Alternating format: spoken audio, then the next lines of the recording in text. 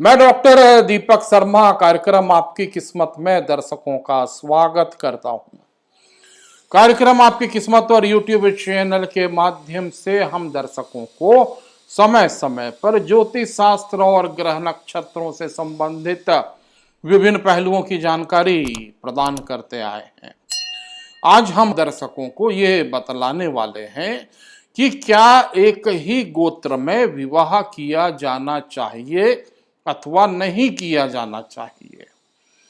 ज्यादातर लोगों के मन मस्तिष्क में यह प्रश्न रहता है कि समगोत्रीय विवाह निषिद्ध है, यानी एक ही गोत्र के लोगों में विवाह संपन्न नहीं किया जाता है। इसके पीछे कारण क्या है या इसके पीछे वैज्ञानिक तर्क क्या है, इस विषय पर लोगों ने आज तक ज्यादा शोध नहीं किया है। इसलिए अज्ञानता के अभाव में ज्यादातर लोग समगोत्रीय विवाह को निषिद्ध मानते हैं, जबकि किसी भी शास्त्र में इसका स्पष्ट रूप से प्रमाण नहीं मिलता है। गोत्र एक संस्कृत भाषा का शब्द है और इसका यदि हिंदी का अर्थ अर्थात हिंदी भावार्थ देखा जाए तो होता है गायों का बाड़ा। गायों का बाड़ा स्पष्ट है, जैसा कि आप समझ चुके होंगे कि जहां पे डेयरी अर्थात पहले के समय में जो गाय बांधी जाती थी उसे गायों का बाड़ा कहते थे। गोत्र का हिंदी भावार्थ होता है गायों का बाड़ा। वैदिक काल में ऋग्वैदिक काल उत्तर वैदिक काल की चर्चा करें तो हमारी जो अर्थव्यवस्था थी वो पशुपालन पर आधारित थी। ज्यादातर समाज के लोग पशुओं को लेकर के अपनी अर्थव्यवस्था का संचालन करते थे। शायद उस समय कृषि का उदय भी नहीं हुआ था, पशुपालन के आधार पर उनकी जीविका चलती थी।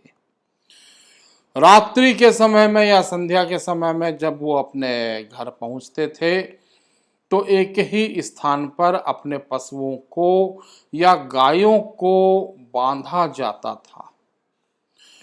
एक ही स्थान पर रहने के कारण उन्होंने एक ऐसा गायों का बाड़ा तैयार कर लिया जहां पे सभी की गाय बांधी जा सके। और चूंकि समाज काफी सीमित था तो वो एक ही क्षेत्र में अपने निवास स्थानों का निर्माण करते थे। एक ही स्थान पर रहते थे, एक ही गायों का बाड़ा था। वो एक गायों के बाड़ा के स्वामी थे। उनके गायों की पहचान जो है वो उस गाय के बाड़े के नाम से की जाती थी।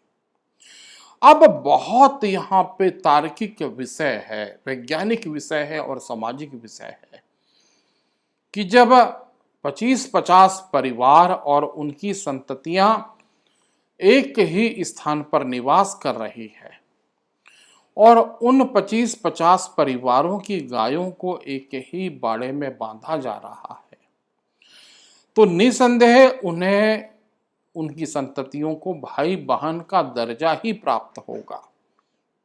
और ऐसा कहा जाएगा कि यहाँ पे रहने वाले सभी परिवार के सदस्य आपस में रिश्तेदार हैं और ये भाई बहन हैं। यौन अराजकता को रोकने के लिए अर्थात वो समय एक ऐसा था जिस समय विवाह के पहले युवक और युवतियों का मिलना भी निषिद्ध था।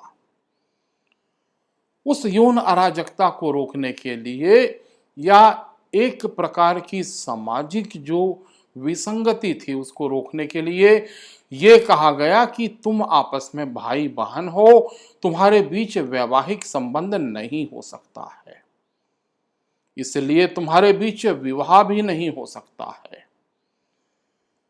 उन परिवारों को जो कि गाय के बाड़े से संबंधित थे आपस में भाई बहन का दर्जा दिया गया और तब से समगोत्रीय विवाह निषिद्ध माना जाने लगा। कुछ मान्यताएं ये भी कहती है कि आप एक ही ऋषि की संततियां हैं, इसलिए आपके मध्य वैवाहिक संबंध नहीं हो सकता है। आज के परिप्रेक्ष्य में इस युग में ये अवधारणा गोत्र की अवधारणा पूरी तरह से प्रासंगिक प्रतीत नहीं होती है। अब ना तो गायों का बाड़ा है और ना ही हमारी पशुपालन अर्थव्यवस्था है। अब ज्यादातर भौगोलिक प्रसार हो चुका है और यदि हम ऋषि मुनियों के संततियों की बात करें तो ज्यादातर लोग एक दूसरे से बहुत ज्यादा भौगोलिक रूप से दूर हैं।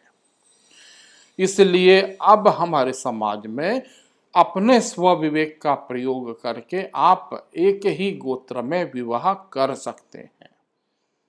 एक ही गोत्र में विवाह करने को अब मैं अनुचित नहीं मानता हूं।